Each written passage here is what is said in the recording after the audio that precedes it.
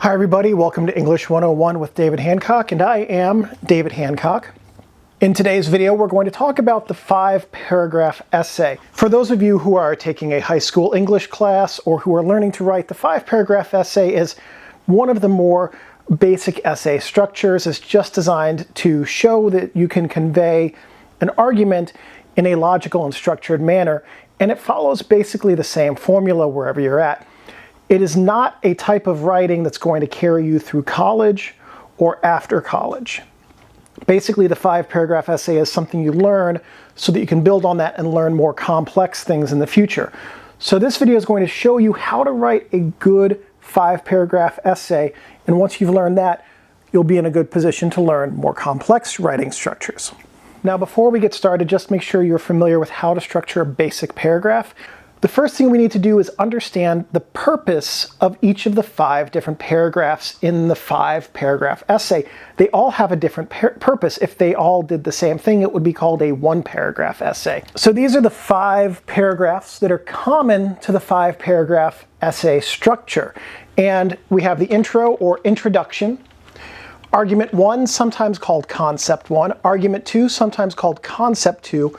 The concept paragraph, sometimes called Concept 3. And the conclusion, which some people like to call the outro. Introduction, outroduction. Conclusion's the more common term for it, though. The introduction paragraph outlines the introduction to your overall essay. It's going to outline your argument. Here's a good idea. Here's a good structure for your introduction paragraph. A good solid structure for an introduction paragraph is to itself have 5 sentences. And in a way, each of these paragraphs could have 5 sentences, and then you have a 25-sentence, 5-sentence essay. It's a pretty quick writing process, right? So let's take a look at the 5 different types of sentences that go into an intro paragraph. The introductory paragraph, this 5-sentence structure is a pretty solid way to write it.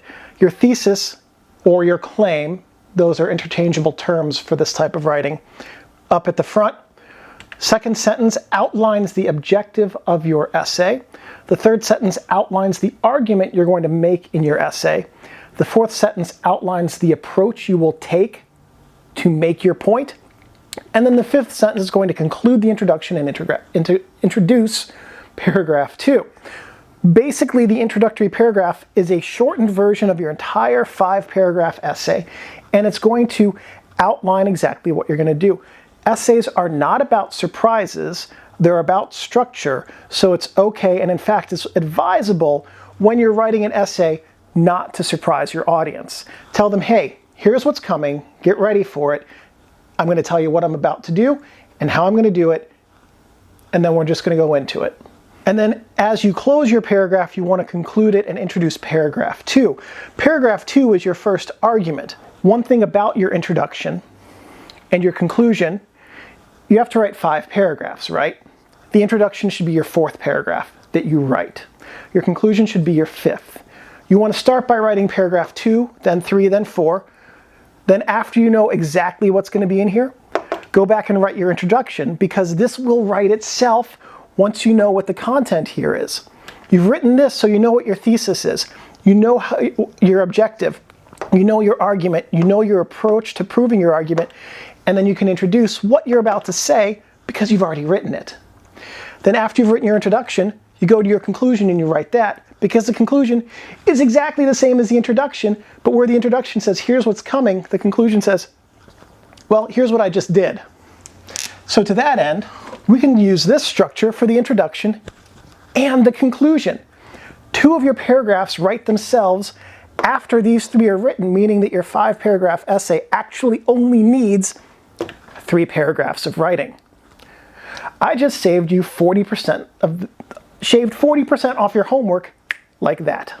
So paragraph 2 is your first body paragraph. This is where you're going to start to outline your argument.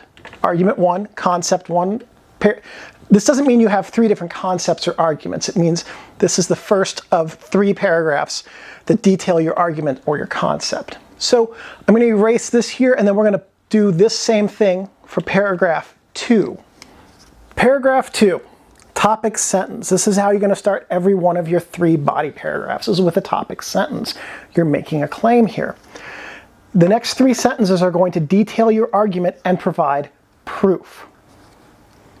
Topic sentence could be something along the lines of, YouTube allows students to learn through easy repetition.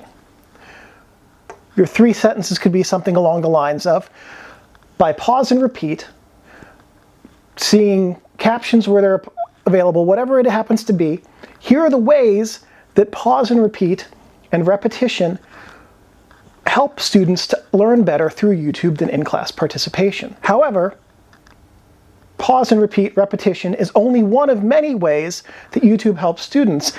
Another way is interacting with experts who don't live near them. So whatever it could be the opposite. In-class participation is a better way for students to learn than through YouTube. With in-class participation, students can ask a teacher in real time for clarification of concepts that they're struggling with. This allows students to learn in a different way and other students in the classroom with them to hear a different explanation so that maybe the concept becomes even more well solidified for everyone in the classroom, creating a unified learning environment. But that's not the only benefit that in-class participation has over YouTube, because teachers are usually well vetted. Any nut job can make a YouTube video. I mean, that's true, don't get me wrong. So this is paragraph 2. Basically, you're going to have a topic sentence that introduces what you're going to say in the paragraph. You're going to outline your argument, and then you're going to transition into the next paragraph. I'm going to blow your mind here. I'm going to make your 5-paragraph essay, instead of being 3 paragraphs of writing and then 2 that are based on it, I'm going to turn your 5-paragraph essay into 1 paragraph, because 2, 3, and 4 all have the exact same structure. Topic sentence, detailing your argument, providing proof, transitioning to the next paragraph. Because you're structuring these in the same way, once you get 1 paragraph structured properly, then you can just write the next one and the next one based on that structure, following this pattern. YouTube allows students to interact with experts from around the world who don't live near them. For instance, David Hancock lives in America. He speaks English as a native English speaker from America, and he has this YouTube channel that has helped me to understand more about English. And some YouTubers also interact with their subscribers and viewers. That would be another way to structure that argument. You could also say, because teachers and professors are vetted, they know their material. There is a group of people, usually the administration in a school, who looks at the work or the body of work of somebody who would like to teach at that school and gives them the approval to teach there. They make sure that they have the certifications and the education and the degrees and the credentials to provide a quality education to the students at that institution. This benefits students because they know that the content they're hearing is accurate and complete. That would be a good 2nd paragraph in the body. Then your 4th paragraph would build on that. It would be the benefit to students of having access to experts from around the world. The benefits to students of having somebody in person who has passed a series of hurdles that means that you can trust that the person in front of you actually knows what they're talking about. So you can see here, when you're making an argument, it doesn't matter what argument you make. Motorcycles are better than cars, cars are better than motorcycles, pickups are better than cars, pickups are better than motorcycles. Nothing is better than helicopters. It doesn't matter what argument you want to make. It matters how you structure it. The point of this type of writing is to demonstrate that you can organize your thoughts in a way that then conveys those thoughts to someone else, regardless of whether or not they are convinced or believe you or see eye to eye with you. So the 5th paragraph is your conclusion or your outro, and actually, typically I call this extro or exit-roduction. I don't like the term conclusion, even though it's the one that most people use, because conclusion, it's tempting to say, well, in conclusion, you don't need to say in conclusion with a paragraph. The phrase in conclusion should never appear in writing unless you're, actually I can't think of a time.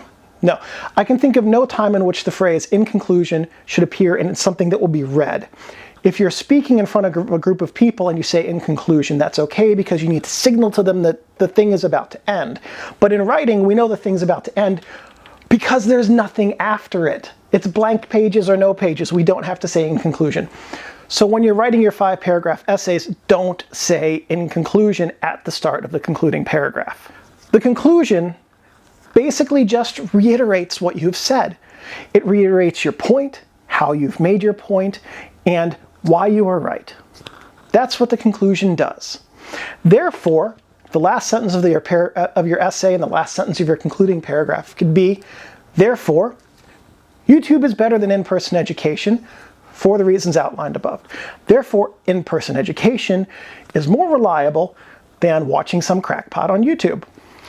Whichever case you want to make. And you can see by the example that I've just riffed off the top of my head throughout the course of this video that any example fits as long as you structure it properly. Okay, so now that we've seen some specific strategies for how to write and structure your essay, let's look at some strategies for putting the whole thing together that will help you, before you put pen to paper to write it, have a shorter time writing that is more productive and, in the end, better suited to having a stronger essay than you otherwise would. So the first one is one I mentioned already. Write your essay in this order: paragraph 2, paragraph 3, paragraph 4, paragraph 1, paragraph 5. And the reason that you want to do it that way is because 2, 3, and 4 flow logically. 2 is the first body paragraph, 3 builds on 2, 4 builds on 3, so 4 also therefore builds on 2. So if you write it 2, 3, 4, then what you say in 2 will inform what you say in 3, and what you say in 2 and 3 will inform what you say in 4. If you write 1 or 5 first, if you write the introduction first, like many people do, you don't know what you're going to say yet, right? Because you haven't said it. So write your body paragraphs, then write your introduction paragraph. Now you know what you've said, so it becomes really easy to write a paragraph that says, hey reader, here's what I'm going to tell you. And once you've written your introduction, it's really easy just to take your introduction and rewrite it as, hey reader, here is what I just told you. So 2, 3, and 4 have a very similar structure. They're very easy to write once you get the first one written. 1 and 5 are just reiterating what you are going to do and what you have done, and write themselves after you get these ones written. So that's a really good way to write a strong 5-paragraph essay that's reader-friendly and well-structured, and that will be written fairly quickly. Before writing a single paragraph, don't start writing a paragraph until you have outlined your argument and your points. Okay? So let's take a look at how this outlining could be done. So here's the argument we're going to do for a fictional essay that we're not actually going to write to completion, but to show you how to structure an outline to organize your thoughts. Mopeds are better than cars. We're going to use this greater than symbol, this mathematical greater than symbol, to mean better than in this sense, okay? So mopeds are better than cars. This is your statement. Let's come up with 3 ways that this is correct. So here are 3 ways in which mopeds are better than cars. They're more gas efficient, they're cheaper, and they're slower, which means there are fewer accidents. There's 3 reasons here that mopeds are better than cars. There's 3 body paragraphs in the 5-paragraph essay. Is this a coincidence? No, there are no coincidences on this channel. 3 reasons mopeds are better than cars, 3 body paragraphs. Oh, 3 body paragraphs. Just like that. Here's the statement you want to make in your 5-paragraph essay. Here are 3 pieces of proof. Here are the outlines for your 3 body paragraphs. You've already written the content you need to come up with a topic sentence, a claim, an argument, and a proof for each of your 3 body paragraphs. And then all you need is a concluding sentence that says, in addition to that, however, as well as that, here is this next thing. Just like that, you have given yourself enough content to write 3 well-formed paragraphs fairly quickly. Now, let's go a little bit deeper. I'm going to show you how to take this and write a body paragraph with one of these proofs. Here are questions you can ask yourself about your statement to help give you the sentences you need to write each paragraph. So do this exercise for each of the 3 statements you come up with that's proving the point you want to make here. So here are 4 questions you can ask yourself about mopeds are better than cars because they are more gas efficient to give you enough content to write a body paragraph. How does this relate to my claim? Ask yourself this question for each of the 3 points that you just made about your claim. They're more gas efficient. It relates to my claim because it costs less money to drive them. They pollute the environment less because there's less exhaust. How does this support my claim? It supports my claim because having a moped makes it cheaper for somebody to live, means that they can spend their money on things like better food or education, so on and so forth, better access to the internet, whatever it is that they need to spend their money on that's a better use of their money than a more expensive car and more expensive gasoline. How is my claim proved by this? My claim is proved by this because it gives someone more free cash every month. What does this point add to my claim? Or another way of asking it, how does this point enhance my claim? This adds to or enhances my claim because it provides a good reason why a moped is a better option than a car for most people. You'll notice that this answer right here was kind of weak when we went through it, and this one was only okay. So when you ask yourself these 4 questions, they're not all going to result in good answers that will translate into a good paragraph. But 1 or 2 of them might. And you can structure an entire paragraph with 1 or 2 sentences that make a good argument as to why this one point is correct in supporting your thesis or your claim, the overall conceit of your 5-paragraph essay. You can add to that a couple of other questions. Why does this point prove your conceit? Why does more gas efficient prove that mopeds are better than cars? That's not a question every one of these points will be able to answer well, but it's another question you can ask to get more information. Another question would be, where else can this claim be found in my thesis? And in this case, that question can't really be answered by this.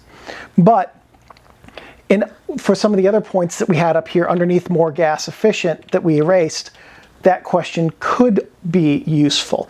So basically what you're doing in this outlining exercise is taking your conceit, your point, answering the same questions about each point, and then using those answers to write sentences that are structured into your 5-paragraph essay, each of your 3 body paragraphs, which are then turned each of your paragraphs into 1 sentence that you use to create your introduction and your conclusion. So really, when you finish this exercise for your paragraphs, for your essay's conceit, you're pretty close to being ready to write effectively. So like I said, if you noticed, then the answers to these sound very much like paragraph sentences, and congratulations, you've already written the content of your body paragraphs by answering these questions. So we've covered the body paragraphs, how we come up with them. Now that you've done that, you can write your 3 body paragraphs. And then when you finish them, you now have 3 points. Mopeds are more gas efficient, and I forget what the other 2 were off the top of my head. But these 3 points that you made now are the 3 central sentences of your 1st and 5th paragraph, meaning that 60% of your intro and extro paragraphs have been written just by outlining the way that you're structuring your conceit and asking yourself some logical questions about them, meaning that after you write your body paragraphs, all you have to do are write 4 sentences. An intro for your intro, and a concluding sentence, an intro, a topic sentence for your introductory paragraph, a concluding sentence for your introductory paragraph, a topic sentence for your concluding paragraph, and a concluding sentence for your concluding paragraph. And of those four, the topic sentences can basically be the same. Here's what I'm going to do. Here's what I did do. And the concluding sentences can basically be the same. Here's what I'm going to do. Here's what I did do. So really, once you get your paragraphs for your body written, you're almost done with your 5-paragraph essay. It's a pretty quick process once you have the foundation in place to do all of this writing, because once you have the answers to some basic questions, the content has been written and it's just a matter of structuring it into sentences. So, using this formula that we've outlined in this video for your 5-paragraph essays is a good way to write a successful, although formulaic, 5-paragraph essay. And like I said, the 5-paragraph essay is a formulaic structure inherent to itself. It's really good for learning how to structure an argument so that you can build off of it to learn how to do better argument structures in the future. The 5-paragraph essay is not the be-all and end-all. It'll work for high school. It'll work for getting into English language education. But once you get into something like a university setting, English 101 at a college, for instance, or 121, whatever they call them now, this structure is going to be obsolete very quickly in a college setting. So use this structure to learn how to create a paragraph, to learn how to create an argument that works together as a cohesive set of paragraphs, and to learn how to structure an argument through multiple paragraphs. Because once you learn that skill, then you can take that skill and do a whole lot more with it when you have to write slightly more complex things than just a standard 5-paragraph essay. So that is my tips and tricks. I know this is a long video with a lot of content on how to write a 5-paragraph essay. Once you have this down, they'll be a lot easier to write as you do them more and more and more. And you'll find that this structure gives you quality results. And just remember, as long as you take care of the sentence, and as long as you take care of the paragraph, the sentence and the paragraph will take care of you.